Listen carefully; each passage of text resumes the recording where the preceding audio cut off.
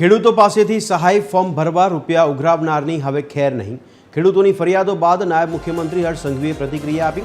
VCE ખેડૂતો પાસે અરજી કરવા રૂપિયા ઉઘરાવતા હોવાની ફરિયાદ છે। કોઈ ખેડૂતે સહાય મેળવવા એક રૂપિયો નથી આપવાનો તેવું હર્ષ સંઘવીએ કહ્યું। ફોર્મ ભરવા પૈસાની માંગણી કરનાર સામે કાર્યવાહી કરાશે। રૂપિયા ઉઘરાવનાર એજન્સી સામે કાયદેસરની કાર્યવાહી થશે તેવું હર્ષ સંઘવીએ કહ્યું। રાજ્ય સરકાર વીસીઈને અરજી ફોર્મ ભરવા રૂપિયા આપે છે તેવું જણાવ્યું હર્ષ સંઘવીએ। एक तो तमाम वीसीई ने एक फॉर्म दीठ 12 रुपया सरकार द्वारा चूकववामां आवे छे।